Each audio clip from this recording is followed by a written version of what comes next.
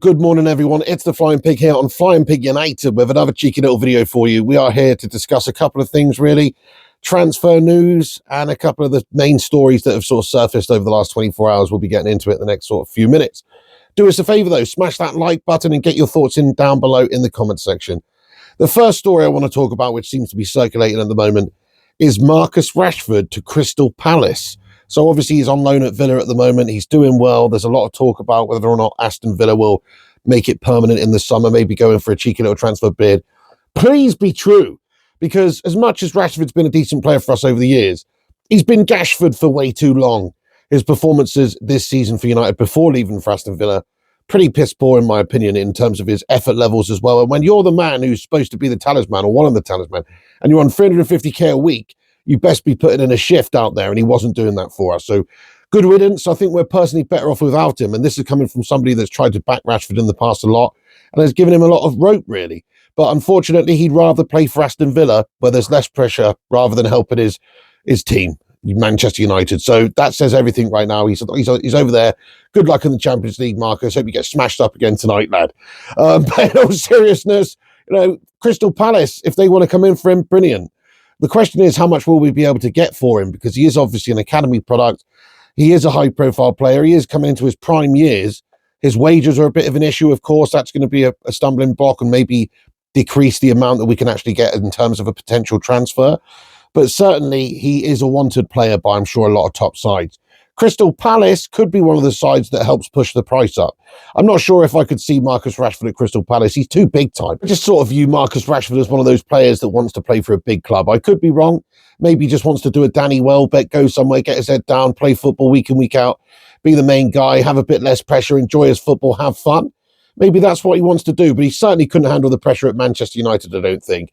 And he wasn't prepared to knuckle down and fight for his place, once Amarim's come in there. He's just sort of down tools. So, yeah, I think we're best off without Marcus Rashford. But if Crystal Palace and maybe Aston Villa, a couple of other sides all come in for him in the summer, it could just help us push that transfer fee up a little bit.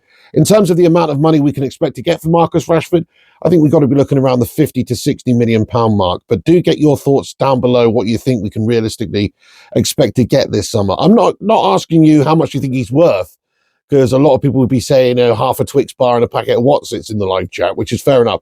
But actually, you've got to think about his marketability. You've got to think about the fact that he is an international player currently being selected by that puppet, Thomas Tuchel, and obviously he's a big player who's done lots of things in his career and he's in his prime years. He is a valuable player from a lot of different standpoints.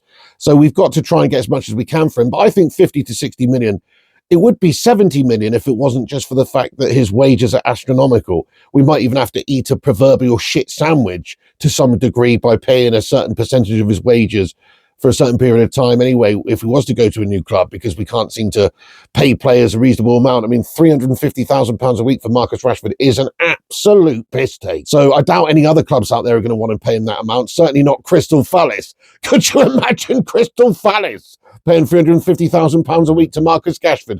It's just not going to happen. I don't think it's very likely he ends up at Crystal Palace anyway, guys. I think Aston Villa's looking like a pretty decent destination for him.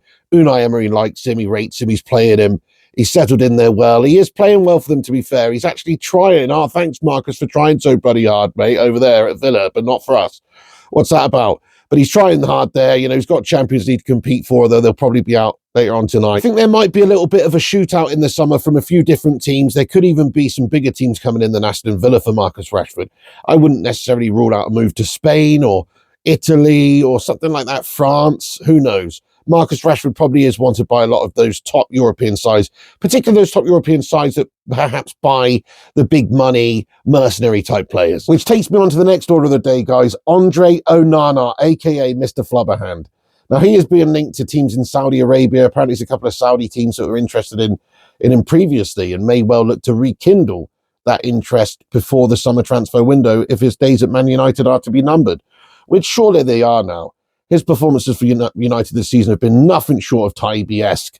And we only had Taibi play for us 4 times. We've had to endure Andre Onana playing for Manchester United and making Taibi-esque errors almost every other week, it seems. So his time has come, I think. We've tried with him. We've tried to give him the opportunities. He's had plenty of opportunities. He's just not really cut out to be United #1 material. You have to be consistent. You have to make the errors as few and far between as possible, really. There's always going to be errors in these professionals' careers. Of course there is. But they need to be few and far between if you're going to be a United player, if you're going to be a consistent player. You can't have a bottle job at the back who just inspires absolutely zero confidence in the rest of the team, which is exactly what Andre Onana does. In fact, if you're a player, defender, whoever, looking back at the goalkeeper and you see Andre Onana there right now, you're probably thinking, crikey, that's one goal to the opposition straight away. When you don't have the firepower up top either to make up for that, it's a real problem. So it's like a hole in our boat, which we need to plug. And he's got to go. So Saudi Arabia, Italy, Kettering Town, wherever it may be, hopefully he gets an offer from somewhere and we can get him off of our books. One of the problems we have with Andre Onana, which is kind of the same for all of our players really, is the inability to actually move them on. Because who's going to want him based on the last couple of seasons, in all seriousness? We paid 50 million smackaroonies for that belt.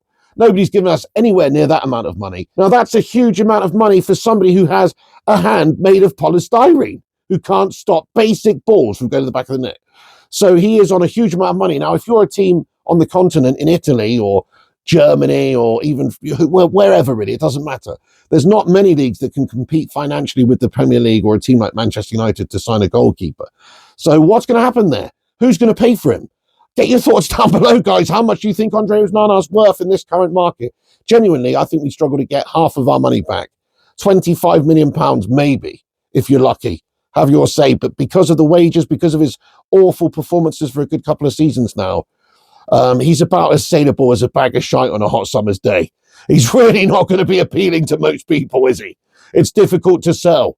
So how are we going to get rid of him? You know, it's one of those, it's like a lot of these players we've seen, we probably have him at the club for another extended period of time. But look, if we got anything about us, we will be able to do a deal with some team out there this summer. A Saudi Arabian team would be brilliant. Whoever, it doesn't really matter. Just get him off of our books, move him on. We tried, and it was unfortunately a resounding failure. But if we can recoup some of the funds, it doesn't have to be totally lost, does it? And we can then look to rebuild, get a new keeper in, and hopefully have a much more solid base to build on for next season, because there's no point playing, you know, new system under Amorim, no point backing in with new signings and having faith in the system and waiting for the system to take shape and all of that stuff, which we're trying to do, when you've got somebody at the back who literally sharks his pants every other week and just lets goals in galore.